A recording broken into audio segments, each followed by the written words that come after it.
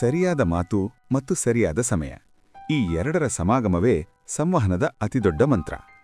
ಹನುಮಂತನು ಲಂಕೆಯ ಅಶೋಕವನದಲ್ಲಿ ಸೀತಾದೇವಿಯನ್ನು ಮೊದಲ ಬಾರಿಗೆ ಭೇಟಿಯಾದಾಗ ಆಕೆಯ ನಂಬಿಕೆಯನ್ನು ಗಳಿಸಿದ್ದು ಹೇಗೆ? ಅದು ಕೇವಲ ಮಾತಿನಿಂದಲ್ಲ, ಆ ಮಾತಿನಲ್ಲಿ ಅಡಗಿದ್ದ ಸತ್ಯ, ಸೌಮ್ಯತೆ ಮತ್ತು ವಿನಯದಿಂದ.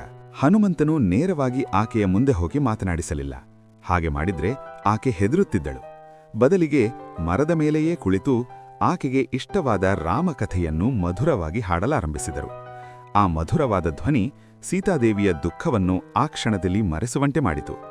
ಹನುಮಂತನು ಮಾತನಾಡಲು ಬಳಸಿದ ಈ ವಿಶಿಷ್ಟ ವಿಧಾನವೇ ಆಕೆಯ ಗಮನವನ್ನು ಸೆಳೆಯಿತು. ಅಪರಿಚಿತ ವ್ಯಕ್ತಿಯನ್ನು ಕಂಡರೆ ಯಾರಾದರೂ ಸಹಜವಾಗಿ ಹೆದರುತ್ತಾರೆ. ಮಾತು ಕಹಿ ಇರಬಾರದು, ಸತ್ಯವಾಗಿರಬೇಕು ಎಂಬುದು ಹನುಮಂತನ ತತ್ವವಾಗಿತ್ತು. ಆತನು ಮರದಿಂದ ಕೆಳಗಿಳಿದು ಬಂದಾಗ ಆತನ ಧ್ವನಿಯಲ್ಲಿದ್ದ ಸೌಮ್ಯತೆ ಮತ್ತು ಸತ್ಯ ಸೀತಾದೇವಿಯ ಭಯವನ್ನು ಕ್ರಮೇಣ ಹೋಗಲಾಡಿಸಿತು. ಆಕೆಯ ನಂಬಿಕೆ ಗಳಿಸಲು ಆತನು ಆರಿಸಿಕೊಂಡಿದ್ದು ವಿನಯವನ್ನೇ ಹೊರತು ತನ್ನ ಶಕ್ತಿಯನ್ನಲ್ಲ. ನಂಬಿಕೆಗೆ ಬರೀ ಮಾತು ಸಾಕಾಗುವುದಿಲ್ಲ, ಅದಕ್ಕೆ ಆಧಾರವೂ ಬೇಕು. ಶ್ರೀರಾಮನು ತನಗಾಗಿ ಕೊಟ್ಟಿದ್ದ ಉಂಗುರವನ್ನು ತೋರಿಸಿ ತಾನು ರಾಮನ ದೂತನೆಂದು ಹನುಮಂತ ಸಾಬೀತುಪಡಿಸಿದರು.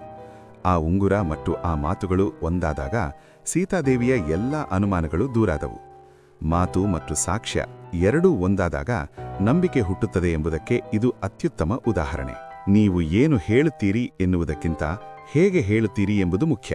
ಹನುಮಂತನ ಸಂವಹನ ಕಲೆ ನಮಗೆ ಇದನ್ನು ಸ್ಪಷ್ಟವಾಗಿ ಕಲಿಸುತ್ತದೆ.